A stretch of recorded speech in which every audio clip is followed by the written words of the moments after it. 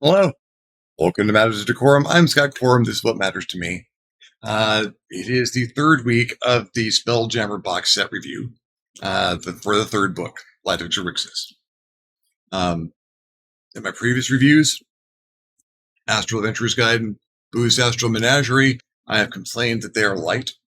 They are, in general, a little content light. Boo's Astral Menagerie is fine. Astral Adventurer's Guide is lacking extremely in substance, which threatens the setting, basically. But I did have high hopes that maybe Light of Xerxes, the adventure, could salvage it. It's in the form of a miniature campaign. It can be run. There are 4 sections, each of which can take 2-3 sessions. It's designed for to start with 5th level player characters. And take them to 8th level. Every section raises them up a level, essentially. They don't call it benchmarking, it's benchmark. The artwork's competent. The artwork's good. The artwork's beautiful. I didn't like this book. Right up front, I didn't like this book. I have a number of reasons for not liking this book.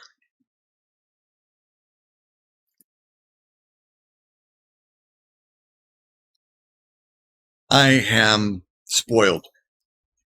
I have been spoiled by some of the best dungeon masters I have ever known. People who have run for me out of books, people who have run for me playtest material, people who have run for me stuff off the top of their head, either things that they have designed over years and carefully written or threw off as an improvisational game. I have had some amazing games with some amazing people. I've run a lot of Dungeons & Dragons. I've done campaigns. I just finished another one, 0 to 20 campaigns. Those are a lot of fun. People seem to really enjoy them. Most of them, I'll start off with a very broad plan and just plan and to make it up as I go along, and it seems to work really well. I've written adventures. I've written adventures that have been published. I've written adventures that have been used at conventions for tournaments. And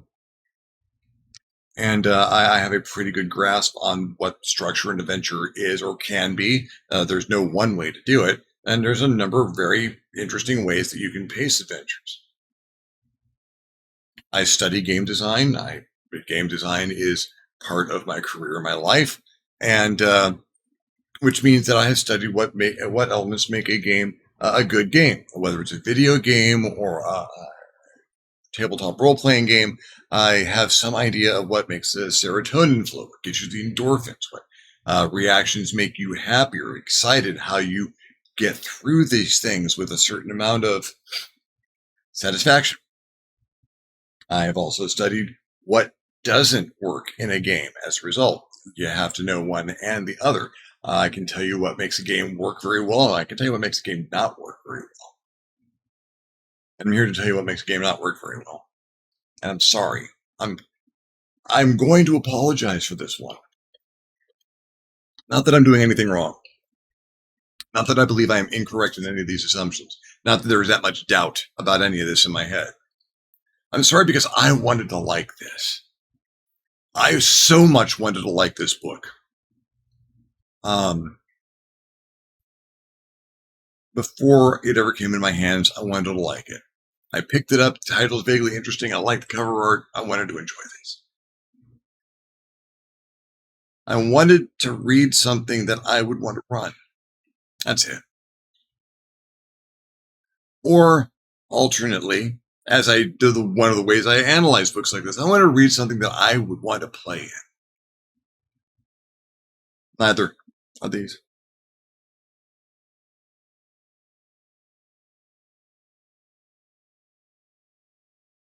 Adventure Summary, page 4. The story revolves around the characters' efforts to save their homeworld from an attack by an empire of astral elves. The attack is underway when the adventure begins. After taking refuge aboard a spelljamming vessel, the characters head for the stars to discover who is responsible for the attack and how they can save their world. During the adventure, the characters encounter many space-dwelling creatures, some of which become companions on the party's voyage. The characters also meet Princess Zidali, an astral elf, who is embroiled in a power struggle with her twin brother, Prince Zeleth, over who will rule the empire that currently threatens the characters' world. With or without Zidali's help, the characters must assemble an unlikely alliance to strike at the heart of the astral elf empire. The characters encounter many grandiose locations as the adventure unfolds, including an asteroid city known as the Rocket Brawl and the imperial citadel of the Astral Elves, which orbits a star called Xerxes.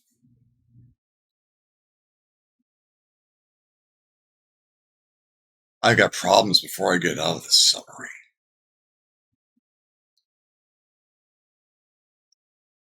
Not the story process, not the storyline. I mean, it's okay. Two things. There's two things.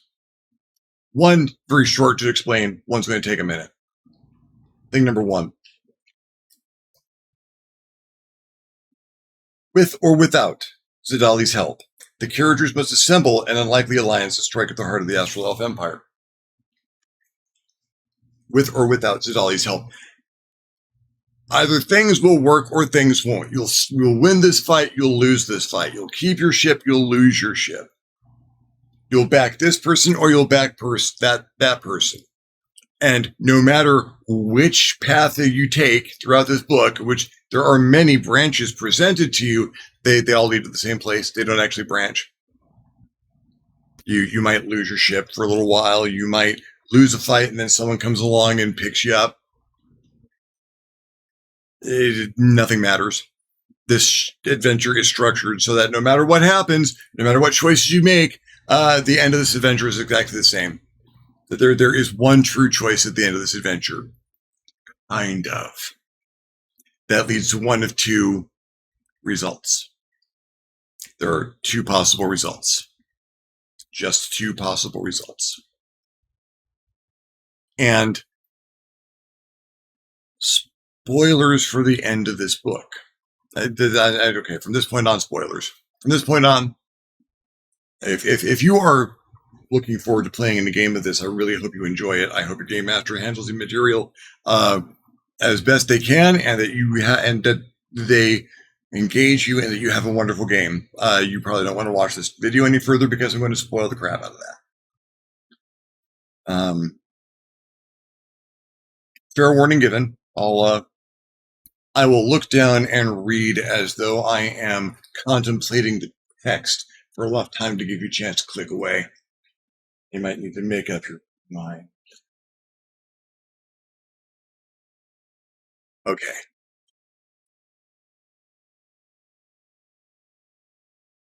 The end of this book, the player characters didn't need to be there. That is the long and short of it. At the end of this book, the player characters didn't need to be there. That's my thesis. I'll get to that. The second thing that I had a problem with in the summary.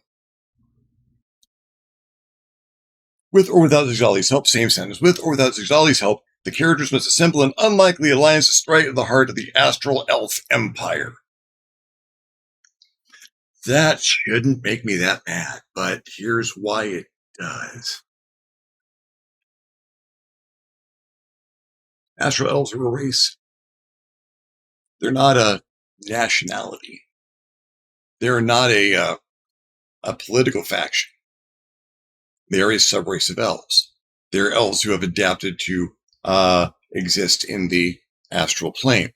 You have player character elves out of this book, one of the 6 player character races. There might be astral elves in the party in this.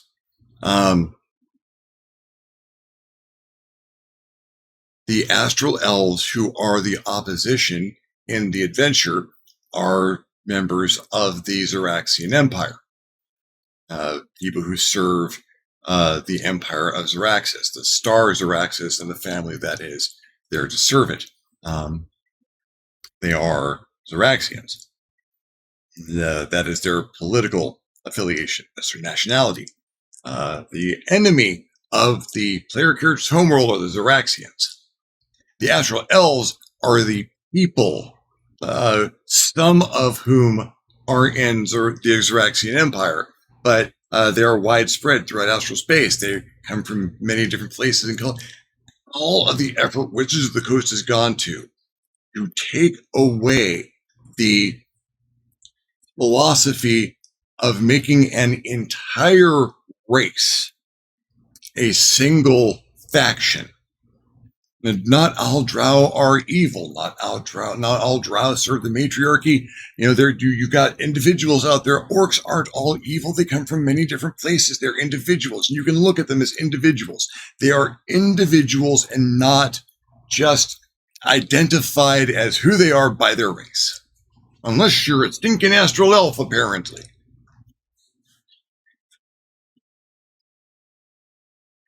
You take that progress made in the philosophy of the writing of Wizards of the Coast and throw it out the window in this. There is an NPC in here. There's a GIF. One of the gun-toting hippo folks who was treated very badly by the Xeraxian Empire in the past. To the point where he has a gun range on the deck of his ship. Where at the far end, at the rail, there are wooden cutouts of astral elves. Not Xeraxians, not members of the Xeraxian Empire, not the soldiers who assaulted his homeworld. Astral elves. That's all they're identified by in his book, astral elves. He's got pictures of astral elves he shoots at because he gets mad at the ones that what hurt him.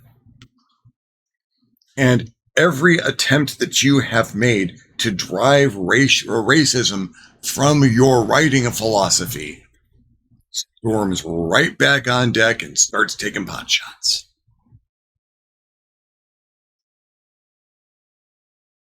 That either they didn't know that Wizards of the Coast was doing this with their other works, which is unforgivable for someone who's been given task to write, or they didn't care, which is less than unforgivable.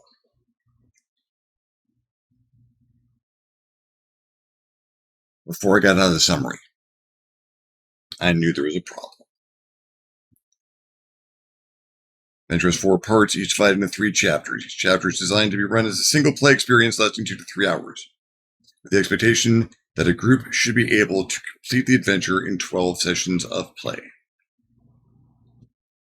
2 to 3 hours is called 2.5 for math. 12 sessions, 24, 36 hours of gameplay. 36 hours of gameplay. There's only 64 pages in this book. I believe it.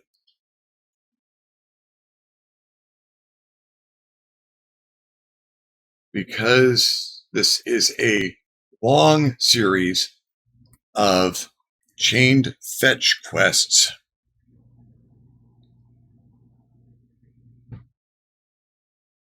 With no story branching. It is very linear. At the same time, there is more pointless bullshit per chapter in this book. You have to go someplace. You get to your ship and you go someplace. On the way, something happens. Someone shows up to threaten you will never see again. Monsters show up to oppose you that get driven away by someone else. You have to deal with the salvage on a ship that has already been mostly taken out. Now, there's some mystery. There's a couple of interesting dungeons in here. And they're spaceships, so cool that.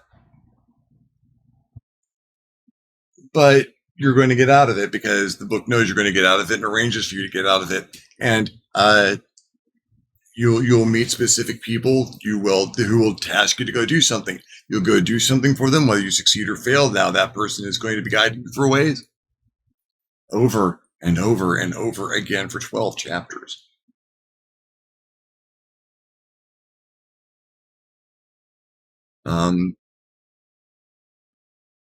Yeah, and nothing that you do matters because no matter how anything goes, you're going to the next chapter anyway.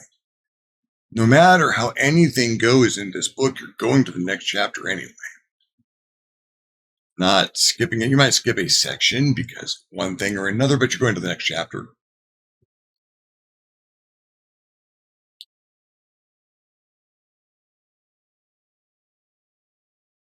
And then we get to the end, and the end just makes it. I went last week. Last week I said I just needed payoff. I just needed this to pay off. I just needed to be some sense of payoff by the time I got to the end of this. And by the look on my face, you can probably tell there's no payoff here.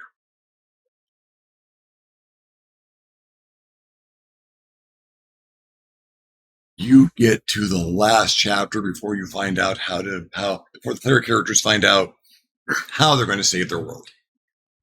They have no idea. They just keep fighting their way up the chain until they're in the coronation chamber, and the prince and the princess are fighting to see who's going to be the emperor. Each of them has a ring of shooting stars, which is their badge of office. The relationship with the princess gives her the confidence to call the player characters her champions. The bad guy's champion is a Deus Ex Machina, listed in Boo's Astral Menagerie, with weird powers that were obviously written specifically for this encounter. If the player characters win, the princess is the emperor. If the player characters lose, the prince is the emperor. That is not the final binary. That's not actually a choice, because no matter who's emperor, the next part goes exactly the same. No matter who's emperor, the player characters are now, the emperor commands the player characters, or commands that the player characters are arrested, and that their quest come to an end. They are to be shuffled off and forgotten. No matter who. Prince does it because Prince is an evil dickhead. Princess does it because apparently she's an evil dickhead too. Curse your sudden inevitable betrayal. You can kind of see it coming from ways, but it means that the biggest fight in the book didn't matter. Didn't matter. None of it mattered. You can, if you skipped this spoiler section, a dungeon master can probably convince you that there's a choice, that there's a difference. There's a difference. It could go either way, but it doesn't. Then the Deus Ex Machina that the player characters fought uses its ability to provide exposition. It's got an ability you can use 3 times in this life to provide exposition. And it provides exposition because right then and there it just bursts out. You got to throw one of the rings of shooting stars into the heart of the sun. It will blow up and save your planet. That's it. Last chapter. Deus Ex Machina blurts out how it all gets. Oh, just do this, and it's done. It's like a Super Friends episode, for God's sake.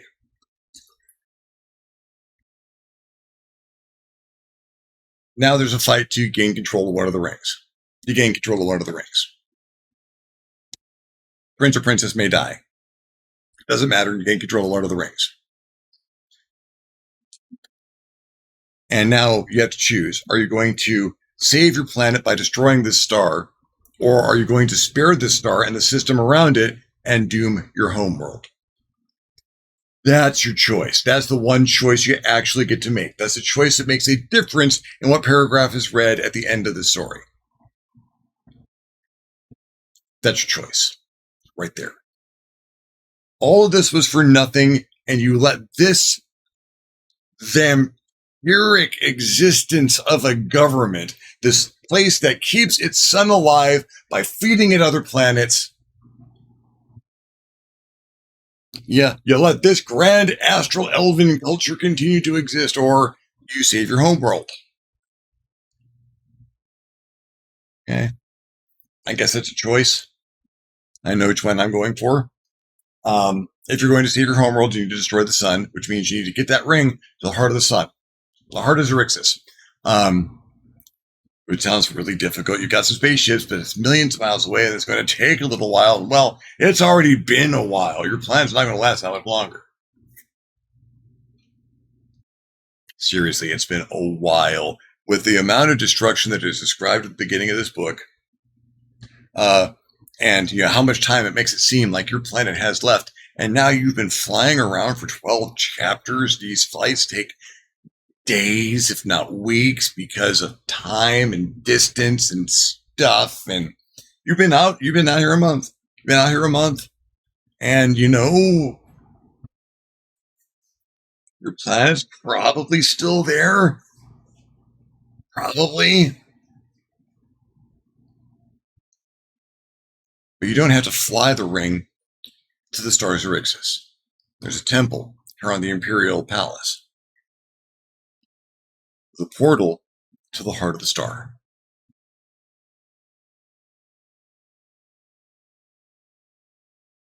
Button for turning off the adventures right over there. But there's a price. There is a price. There is a consequence. In that the ring has to, whatever goes through that portal, has to be carried through the portal. It's a portal of sacrifice.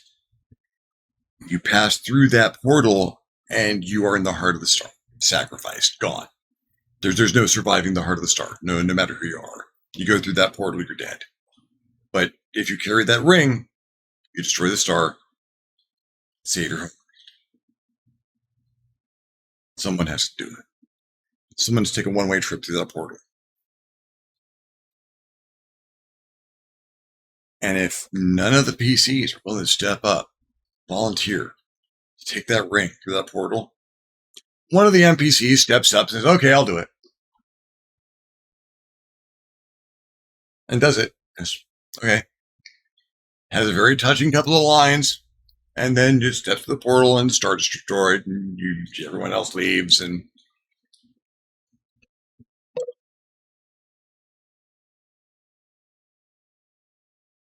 player characters didn't have to be there. Deus Ex Machina was going to be able to tell people how to destroy the thing to begin with, and was disposed to do so because it was commanded by the previous emperor that should someone corrupt rise to the throne, both the prince and the princess, quite corrupt, that the Deus Ex Machina was to cause the sun to be destroyed. Someone was going to do that. Someone was going to be there to do that. Every step of the way, the player characters are held up as these paragons and asked to go and fight these fights and talk to these people. They didn't need to be there. This reads like a novel. This reads like a novel where you're a little annoyed that every so often someone's trying to bring a little brother in. Player characters did not have to be there to reach the end of the story. There is that one decision, however. If the player characters decide that they're going to save the Stars Araxis at the cost of their own people, at the cost of their own homeworld, they get to go to their homeworld, see the amount of destruction, gather up however many people they can carry in whatever ship they got, and go and try and start their civilization again someplace else as their world is crushed into dust and the last of its energies fired in a beam of space, a beam across space to save the Stars Araxis.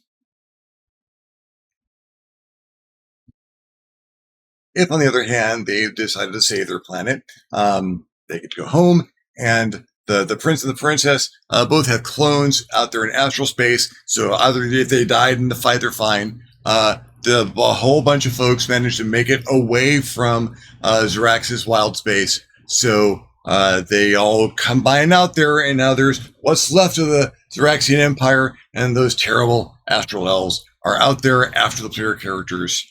The end. That's it. It's the end of the book.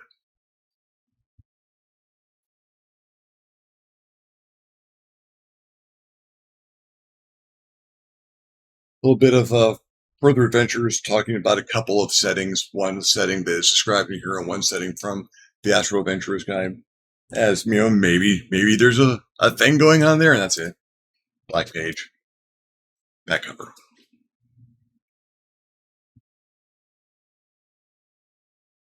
I game for the feeling that I'm making a difference. I play games, role-playing games, for the feeling that my character is making a difference.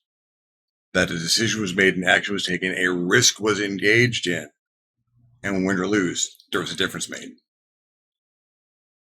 There's a story to be told.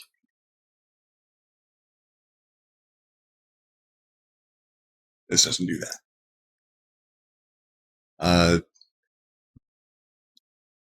A very competent dungeon master could make it seem like what are presented as decision points in this adventure are in fact decision points. They are not. You could give your player characters an illusion that what they are doing is making a difference, that they are important somehow. They are not.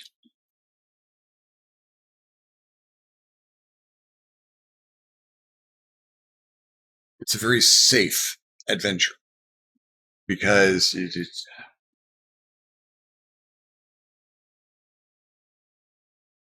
some of my own bias is showing. I don't like adventures this safe. I don't like them this linear. I don't like them so pointlessly complicated with chain fetch quests that you don't have time to realize you're being railroaded. This is on the rails. This defines being on the rails.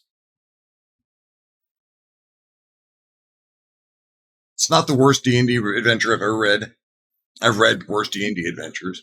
I haven't read many worse 5th edition adventures, but I've read much worse adventures in previous editions. It doesn't mean it's good. A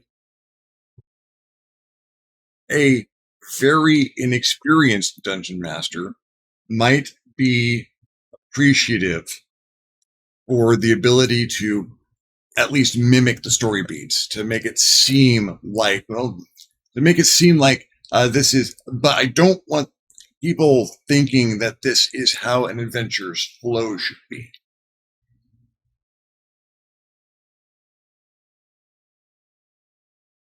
There, the book borrows heavily from the 1980s Flash Gordon movie, which, if you're going to borrow from anything, that's a hell of a place to go.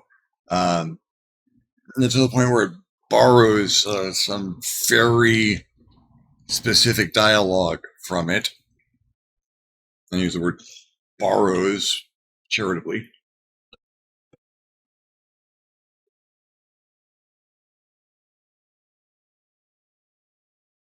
It's not a bad story. It's not a the story arc is familiar. It's told in the most meandering, frustrating.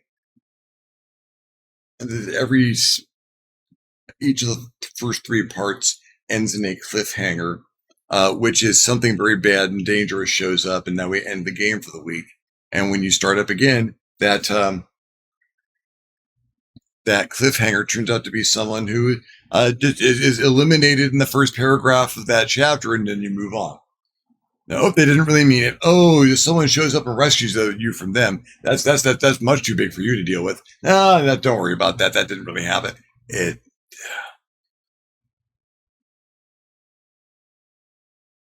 I don't like that kind of story structure. I don't like them trying to bait you. You end with a genuine cliffhanger every time, and you don't.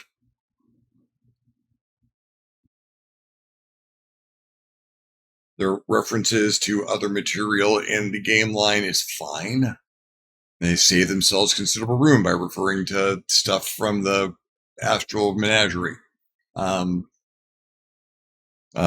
even the basic book, the Astral Adventurer's Guide. Sure, it's fine. I can't recommend it. One, the writing is, again, their treatment of the Astral Elves as a single unified faction in government is ridiculously backwards for the philosophies that have been used so far, that have been growing over the past few years. It's tone deaf in the worst possible way. The adventure deprives the player characters of actual choice. There's no agency for them in here. They only get the illusion of agency, and that's very easy to lose. That's a very valuable illusion to have for this book, but they don't sell it that well.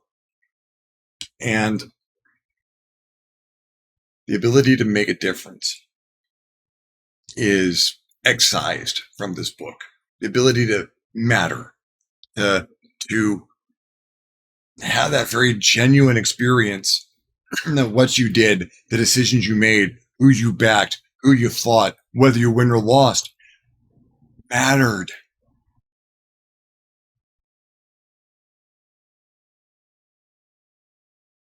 This adventure insults the player.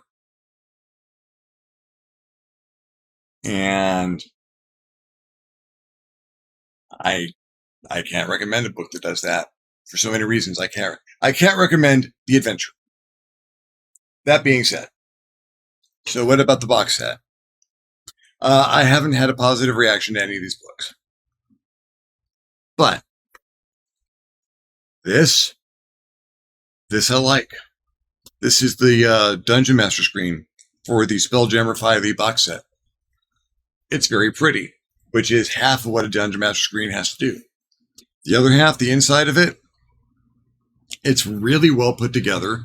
The maps and charts in here are very key information from the Astral Adventurer's Guide, a couple of pieces from the 5th edition Player's Handbook. But it's all good stuff to have at hand for reference as you play. This is a really good DM screen for the setting. It's very setting specific, but that being said, it's a good DM screen.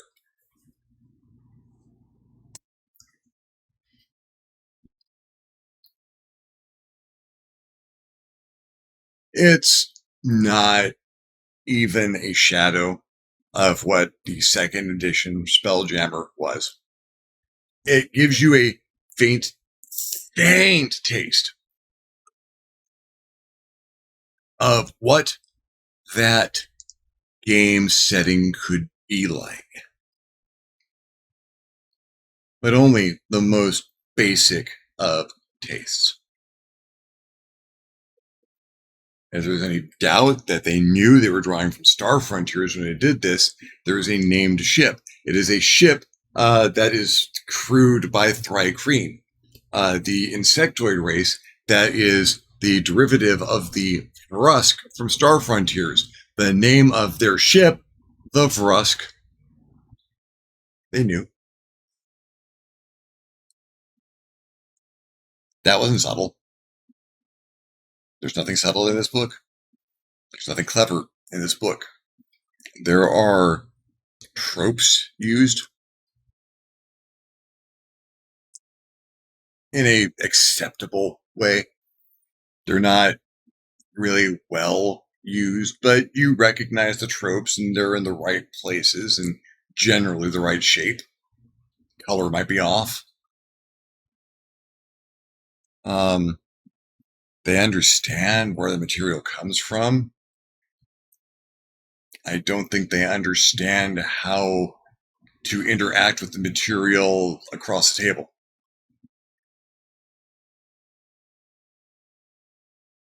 It's light.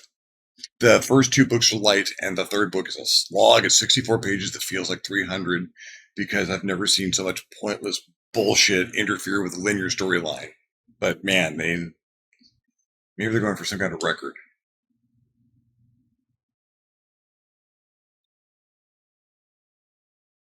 Now,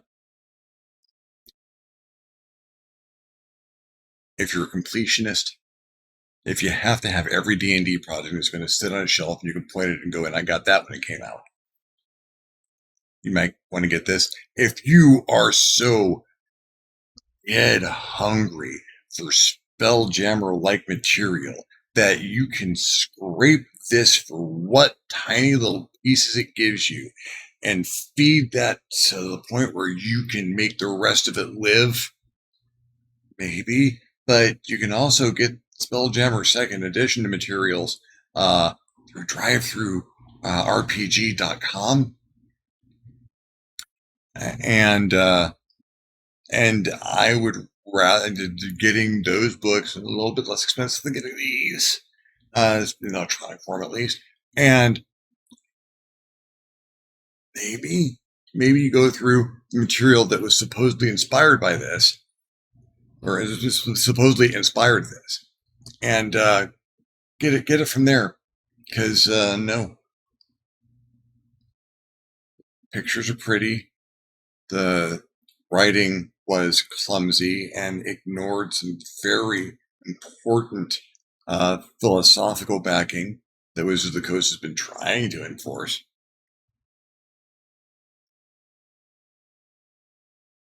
The adventure insults the player. There's no true branching. There's no payoff, or there's no satisfaction at the end of it for the people who've been spending 36 hours at this.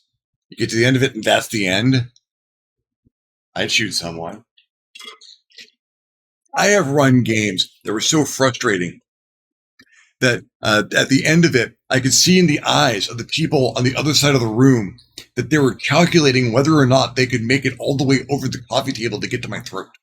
I've run those games. Once on purpose. This is that. This is, you get to the end of it and you get that put in front of you, and I'm looking at that coffee table and I'm figuring I might be able to make it.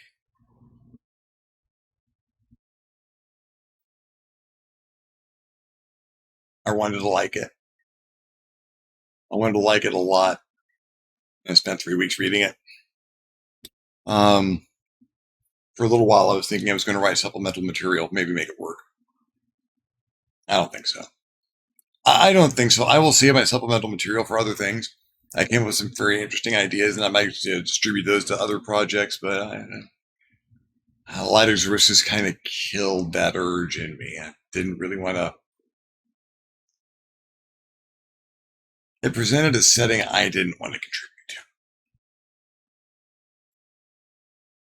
And that's probably the most damning thing that I can say about it. Well, thank you very much for watching me along this long. One of my longer ones, it needed to be covered as a certain amount of detail. I will probably continue to review things in the future, but I need a break from that for a little while because that was a slog, and I really ended up making myself feel bad because I wanted to like these books. And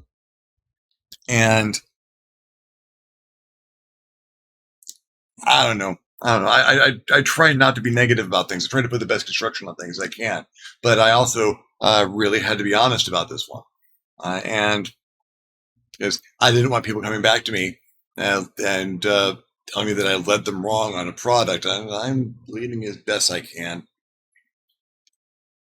If you enjoyed the video, give me a thumbs up. If you did enjoy the video, give me a thumbs down. Feedback is feedback. I'm taking a break, but if there's anything else you want to see me review, role-playing products or movies or whatever, pretty free form on this channel, leave me a comment below. Things you'd like to hear me talk about, subjects you'd like to hear me cover, leave me a comment down below. I will love getting your comment, and you'll love leaving me one. If you haven't subscribed to my channel yet, you might want to hit the subscribe button. If you do, you might also want to hit the notification bell so that you're alerted when my videos become available. If you'd like to contribute to the channel in a more substantial manner, I invite you to hit me up my Patreon page, www.patreon.com/ScottCorum. Consider donating. Absolutely anything helps. Allows me to make better videos more often. In the meantime, thank you very much for watching. I'm Scott Corum. This is what does matter to me. I'll see you next time on the next Matters of DeCorum.